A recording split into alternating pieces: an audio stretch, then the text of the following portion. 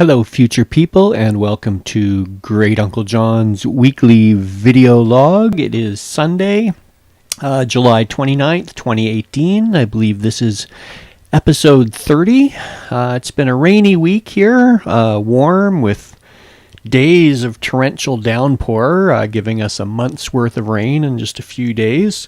It was much needed after about a month or more of drought. My front lawn immediately felt better. And I'm sure the farmers did too. We managed to get out on another bike ride on the Osgood Parkway, which is a multi-use path running along an old rail line between Ottawa and the town of Osgood.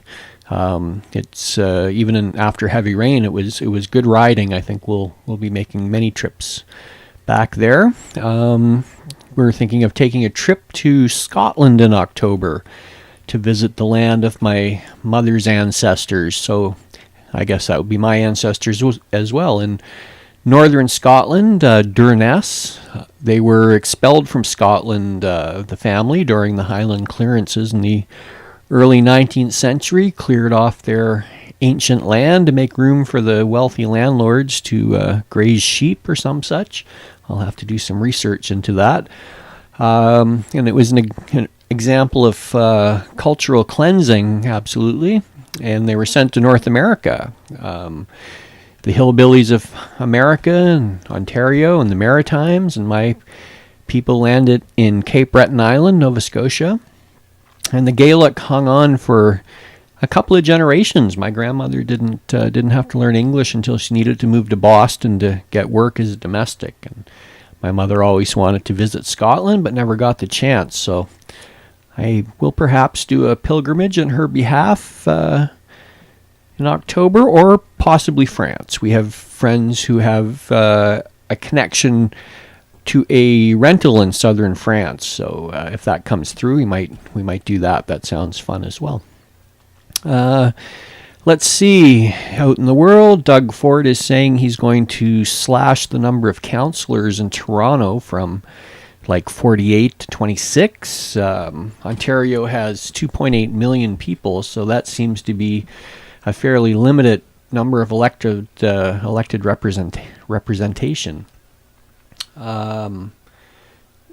This obviously stems from some sort of Toronto municipal political feud that I am blissfully unaware of. It will be interesting to see Ford do outrageous Trumpian things and just how far he gets. What are the limits of his executive power? I think a system needs to be able to withstand these shocks, and if not, they need to be reinforced or rebuilt. It almost feels like we are at a tear-it-all-down phase in history. I choose to remain optimistic, and I don't feel like Doug Ford has done anything yet to rend the fabric of Ontario, such as it is. In fact, I don't think Doug Ford is all that interested in Ontario at all. He's interested in Toronto, the hub of Canada, Canada's King's Landing. I doubt he spares a thought for Northern Ontario or Ottawa or Haliburton. He seems keen on allowing private companies to distribute marijuana in Ontario, and I think that's a great idea. I hope it helps out my flagging pot stocks, that's for sure. Let me see. Down south, the big news was a Michael Cohen tape that he made of Donald and he discussing how to pay off. Still can't think of her name without Googling it. His girlfriend for a number of months, who sounds like she actually liked Trump. I haven't heard her say bad things about him, but it proves that Trump has been lying all along, as everyone knows. The only reason to believe Trump is to choose to believe in the ideology, no matter how extreme or well-reasoned I think the average Trumpist is in the USA, but also his supporters here in Canada. The bottom line is they have to buy into his ideology, and I think they see him as an avatar of their ultimate vision of the world, of our society.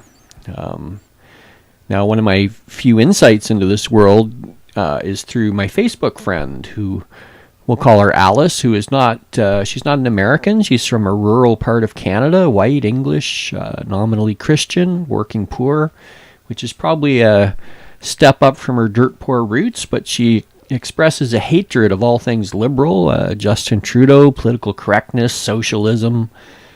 She loves Trump, who and is an apologist who repeats many of his tweet phrases like fake news and calling the mainstream media liars and that kind of thing, which, I have to be honest, is one that I was taught in university and always held to be true. The media is somewhat fake to a large degree, and manufacturing our consent to remain working poor consumers is part of the deal. But, is the solution not to believe anything? I think that we have to be selective. I think we have to pick our information choices carefully and be skeptical, but I think you can piece the truth together, and it doesn't look good for Mr. Trump, that's for sure.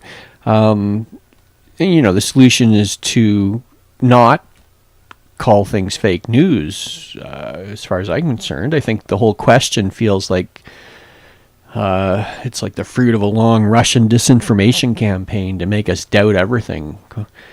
Why do I choose to be a progressive?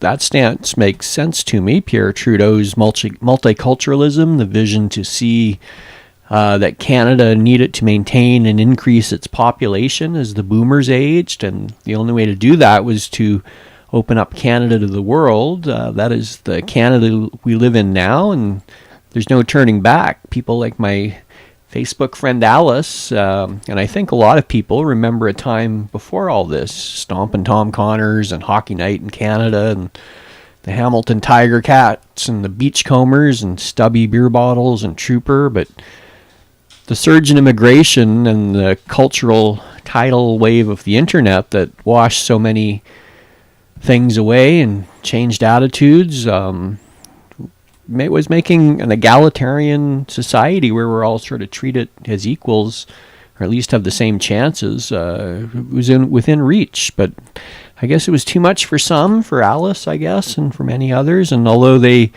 would never say it, a brash, selfish celebrity with no time for anything but his own interests, and he's not going to give up a slice of anything to anyone.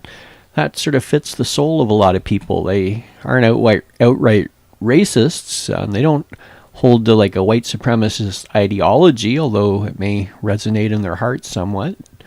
And they've gotten by barely in this system, and the whole thing will tip over if they let anyone else on the raft. I think that's the feeling, that we're at capacity and we can't let anyone else in. Maybe they think it's too late, so fuck it, let's burn the whole thing down. Let's elect a dirtbag like Trump as a big sort of fuck you troll to the liberals who ruined everything.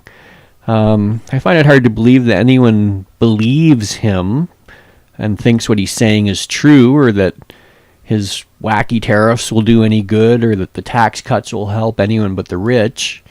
Most of us only have a surface understanding of these issues anyway, gleaned from something we heard on the radio or read in the newspaper. And there are political conservatives and economic conservatives who have a specific view of the economy and how that works, but I don't think Trump fits into that paradigm. The working poor don't care and don't have time for and don't understand economic policies designed to keep us as exploited as possible without declaring martial law and keep us going into work every morning, but ultimately enriching those at the top. At least that's my commie view of things. And Trump certainly no danger to that particular world order. He is a danger to our immediate interests of social order, his war on Latinos and Mexicans primarily, but with little regard for anyone's identity politics other than white English Christian identity politics. I think that will ultimately is destabilizing us, and Steve Bannon and Charles Manson may have dreamed of a race holy war, but the rest of us aren't all that interested. We understand the changing demographic of Canada, its statistics and numbers, and rage against the low birth rate and lack of interest in church of Generation X is not a solid basis for policy to be built upon. Anyway, I miss the old days of progressive conservatives like Joe Clark. I wonder if you future people have return to sane debate? Have extreme ideas been shoved back into the corners again? Is there a rational debate on how we should progress as a society, or has my vlogging against Trump already landed me in a values testing camp? Only you know, future people. Anyway, that was a complete off the rails rant. I don't know where that came from. So maybe we'll be back to some more normal stuff next week. Take care, future people.